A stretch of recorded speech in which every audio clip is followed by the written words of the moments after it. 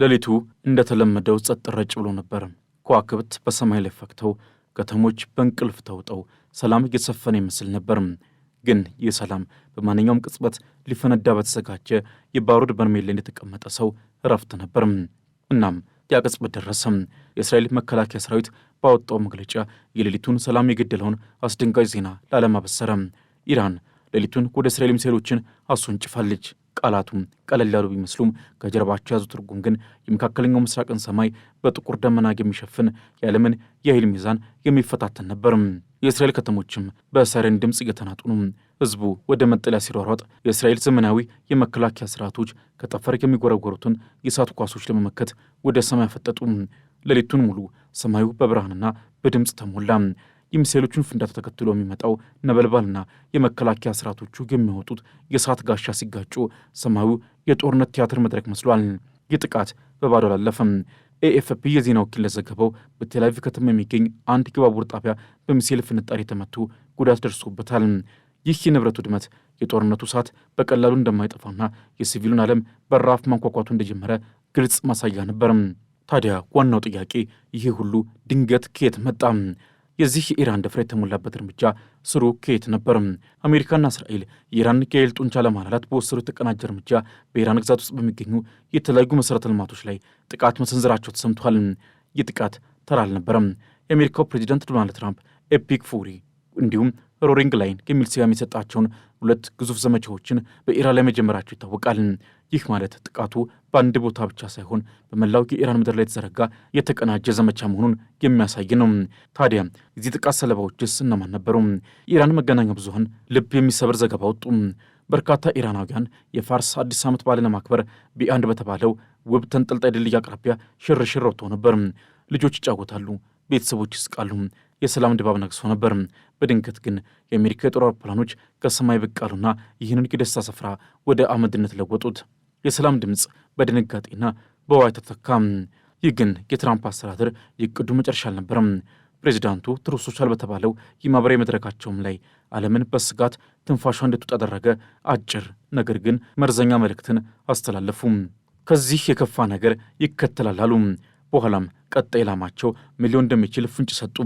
የኢራንን የኤሌክትሪክ ኃይል ማመንጫዎች። ይህ ማለትም የኢራንን ኢኮኖሚ ማሽመድመድ ብቻ ሳይሆን የህዝቡን የዕለት ተዕለት ኑሮ ማጨለም፣ ሀገሪቱንም በጨለማ ማጥ እንደሆነ ግልጽ ነው። ለዚህ ሁሉ ምላሽ ሰጠችው ኢራንም በቀላሉ የማትንበረከክ እንደማትሆን በተግባር አሳየች። እውነተኛው ቃል ኪዳን 4 የሚል ስያሜ የሰጠችውን የራሷን ኦፕሬሽን በማወጅም የበቀል በትሯን በእስራኤልና በመካከለኛው ምስራቅ በሚገኙ የአሜሪካ ወታደር የጦር ሰፈሮች ላይ አሳረፈች። ይህ ብቻ አልነበረም። የኢራን የኃይል ጡንቻ በጎረቤት ሀገራትም ላይ ታየም። በኩዌት ብሔራዊ ነዳጅ ኩባንያ ላይ የተሰነዘረ የድሮን ጥቃትም የሀገሪቱን የኢኮኖሚ ጀርባ አጥንት የሆነውን የነዳጅ መውጫ በእሳት እንዲነዳ አደረገው። በመካከለኛው እስራኤል ላይ የተተኮሰ ክላስተር ቦምብ የተገጠመለት ሚሳኤልም ምንም እንኳን የሰው ሕይወት ባያጠፋም በበርካታ አካባቢዎች ላይ የንብረት ውድመት በማድረስ የኢራን እጅ ምን ያህል ሩቅ መዝለቅ እንደሚችል አሳይቷል። ግጭቱም ከአንድ አቅጣጫ ብቻ አልነበረም። ከየመን በኩልም ወደ እስራኤል ጥቃቶች ሰነዘሩ። የኢራን ክንፎች በየመን በሊባኖስና በሌሎችም ቦታዎች ምን ያህል ጠንካራ እንደሆኑ የሚያሳይ ነበር። ሰማዩ በሚሳኤሎችና በድሮኖች ተሞላ። ኳታርና ኩዌት ወደ ግዛታቸው የገቡ ድሮኖችን መጥተው ሲጥሉ፣ ሳውዲ አረቢያና የተባበሩት አረብ ኤሚሬቶችም ሚሳኤሎች ወደ አየር ክልላቸው እየበረሩ መሆኑን እያስታወቁ ነው። በሌላ በኩል የኢራን ዋና ከተማ ቴህራንና የካራጅ ከተማም በጥቃት ተመቱ። መካከለኛው ምስራቅም ወደ ግዙፍ የጦር ቀጠናነት ተቀይሯል። ይህ ሁሉ ሲሆን ዓለም ምን አለች? በተለይም የምዕራቡ ዓለም የፖለቲካ ተንታኞችና ምሁራን የትራምፕን እርምጃ በከፍተኛ ሁኔታ እየተቹ ነው።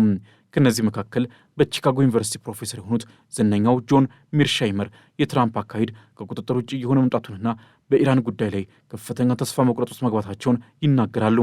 ሚርሻይመር እንዳሉትም ትራምፕ የሚያወጧቸው እርስ በርስ የሚጋጩና ድንገተኛ መግለጫዎችም ዋሽንግተን ስትራቴጂካዊ የበላይነቷን እያጣች እንደሆነና ለቀጣዩ እርምጃ ግልጽ የሆነ እቅድ እንደሌላት ለዓለም መሪዎች የሚያሳይ ምልክት ነው።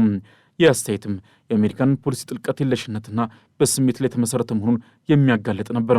ታዲያ ትልቁ ጥያቄ ይህ የኢራን እውነተኛ ጥንካሬ ምንድን ነው? ከሚሳኤሎቹና ከድሮኖቹ ጀርባ ዓለም የሚያውቀው ምን ሚስጥር ተደብቆ ይገኛል? ኢራን በአሜሪካና በእስራኤል ጥቃት ክፉኛ ከተመታች በኋላ ዓለምን ጉድ ያሰኘ አንድ አስፈሪ ሚስጥሯን ለዓለም ለመጀመሪያ ጊዜ ገለጠች። ይህ ሚስጥርም ከምድር ገጽ በታች በመቶዎች የሚቆጠሩ ሜትሮች ጥልቀት ላይ የተቀበረ የሞት ከተማ ነበር። በማህበራዊ ሚዲያ ላይ የተለቀቀ አንድ ቪዲዮ የኢራን እስላማዊ አብዮታዊ ጠባቂዎች ጓድ የኤሮስፔስ ኃይሎች አዛዥ የሆኑት ጀነራል መጂድ ሙሳቪ ከኢራን ምስጢራዊ የመሬት ውስጥ ተቋማት አንዱን ሲፈትሹ ያሳያል። የቪዲዮ አብዛኛው ክፍልም የምስጢራዊነቱን ደረጃ ለመጠበቅ ሲባል ሆን ተብሎ እንዲደበዝዝ ተደርጓል።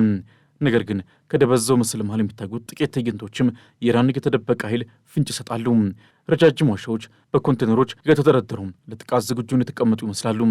ሌሎች ቀረጻዎች ደግሞ ለመካከለኛ ርቀት ባሊስቲክ ሚሳይሎች የተዘጋጁ ተንቀሳቃሽ ማስወንጨፊያዎችንና በዓለም ላይ ስማቸው የገነነውን የኢራን ሻሂድ 136 ድሮኖችን ያሳያሉ።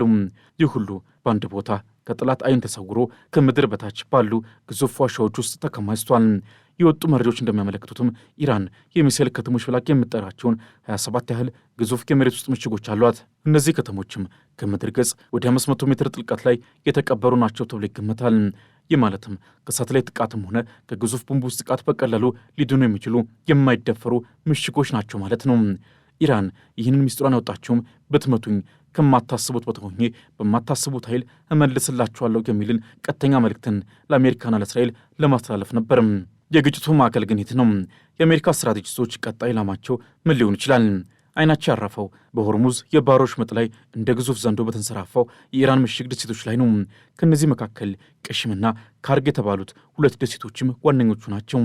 ዶናልድ ትራምፕ በኢራን ላይ የከፈቱት ጦርነት ዓለምን ግራ አጋብቷል። በአንድ በኩል በሺዎች የሚቆጠሩ ወታደሮችን ወደ ቀጠናው በማስፈር የኃይል ግብግብ ሲያሳዩ፣ በሌላ በኩል ደግሞ ቴህራን በፍጹም እየተካሄደ አይደለም የምትለውን የሰላም ድርድር መሻሻል አሳይቷል በማለት ይናገራሉ። አሜሪካ ከየካቲት ወር ጀምሮ ከ10 ሺህ በላይ ኢላማዎችንና ከ100 በላይ የኢራን መርከቦችን እንዳወደመችም ትናገራለች። ነገር ግን የዓለም የነዳጅ ንግድ ቁልፍ የሆነው የሆርሙዝ የባህር ወሽመጥም አሁንም በኢራን ቁጥጥር ስር ነው። ይህ ደግሞ በዓለም ገበያ ላይ ከፍተኛ ቀውስ የፈጠረ ሲሆን የአሜሪካን የድርድር የበላይነት በእጅጉ አዳክሞታል። አሁን የአሜሪካ ወታደራዊ አማካሪዎች ኢራን ቁጥጥር ለመስበር በደሴቶቹ ላይ የመሬት ወረራ መፈጸም አማራጭ እንደሆነ እየተነጋገሩ ነው። ቀሽም ደሴት 558 ስኩዌር ማይል ስፋት ያላት ከኢራን ዋና ሜትር ጋር ተጠግታ የምትገኝ ግዙፍ ደሴት ናት።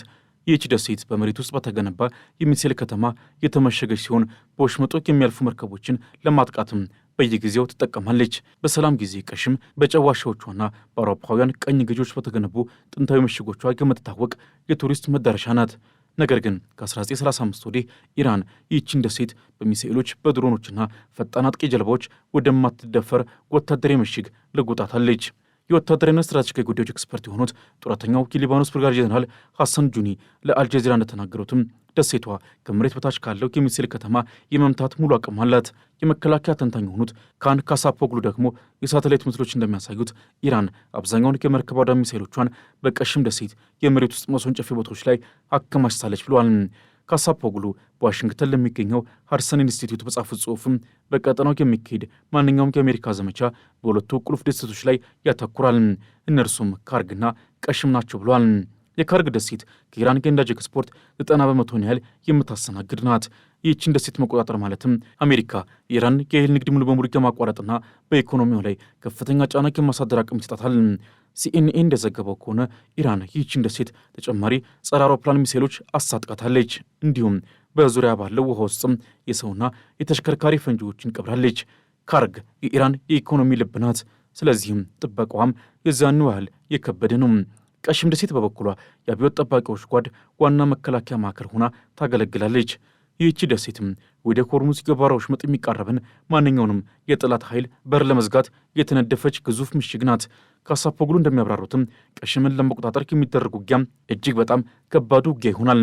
የደሴቷ ስፋት፣ የመሬት አቀማመጧና ከዋናው መሬት ጋር ያላት ቅርበትም ተከላካዩን በእጅጉ ይጠቅማል።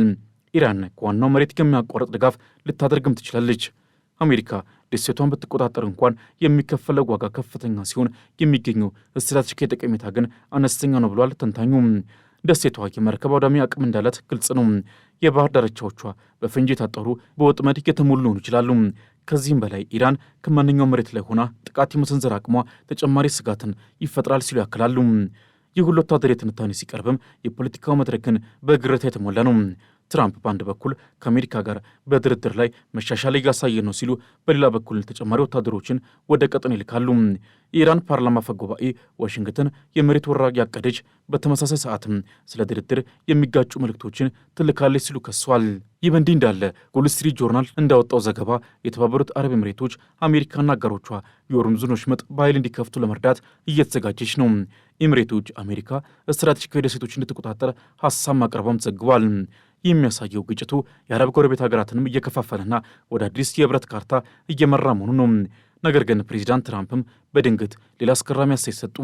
ማክሰኞ ዕለት በሰጡት መግለጫም አሜሪካ በሁለት ሳምንታት ውስጥ እንኳ ከቀጠናው ልትወጣ እንደምትችልና ከቴህራን ጋር ምንም አይነት ስምምነት ላይ መድረስ እንደማይጠበቅባት ተናግረዋል። አንድ ጋዜጠኛም ኦፕሬሽን ኢፒክ ፉሪን ለማቆም ስኬታማ ዲፕሎማሲ ቅድመ ሁኔታ ነው ወይ ብሎ ለጠየቃቸው ጥያቄ አይ ኢራን ስምምነት ማድረግ አይጠበቅባትም ሲሉ መልሰዋል። ይህ ምን ማለት ነው? ዓለም በሙሉ ግራ ገብቶታል። በአንድ በኩል ጦርነት ታውጇል፣ ሚሳኤሎች ይተኮሳሉ፣ የመሬት ውስጥ ከተሞችም ይገለጣሉ፣ ደሴቶች ለወራ ይታጫሉ። በሌላ በኩል ደግሞ የጦርነቱ ዋና አዛዥ ስለ ድርድርና ስለ መውጣት ይናገራሉ። ይህ የብዥታ ስትራቴጂ ነው ወይስ የዕቅድ አልባነት ምልክት? አንድ ነገር ግን ግልጽ ነው፣ መካከለኛው ምስራቅ በእሳት ላይ ነች። ኢራን በዓመታት ማዕቀብና ጫና ውስጥ ሆና የገነባቸው የተደበቀ ወታደራዊ አቅም ዛሬ ለዓለም ይፋ ሆኗል። የሚሳኤል ከተሞቿ ከእንቅልፋቸው የነቁ ይመስላሉ። ቀሽምና ካርጌት የተባሉት ምሽግ ደሴቶቿ ማንኛውንም ወራሪ ለመቀበል ተዘጋጅቷል። አሜሪካና አጋሮቿ ይህንን የእሳት ባህር እንዴት ሊሻገሩ ታቅዷል? የዓለም ገበያ የነዳጅ ዋጋና በሚሊዮን የሚቆጠሩ ንጹሃን ዜጎች ዕጣ ፈንታ በዚህ አደገኛ የቼዝ ጨዋታ ውጤት ላይ የተንጠለጠለ ነው። ዓለም ትንፋሿን ውጣለች። የሌሊቱ ሰማይ ዳግም በእሳት ይገረፍ ይሆን ወይንስ ከማዕከላዊ ጀርባ የሰላም ጭላንጭል ይታየውን? ቀጣዩ ምዕራፍም ምን ይዞ እንደሚመጣ ጊዜ ብቻ ነው የሚናገረው። እስከዚያው ግን የጦርነት ነጋሪት የተጎሰመ የውጥረት ጥላው ከቀን ወደ ቀን እየሰፋ ይገኛል።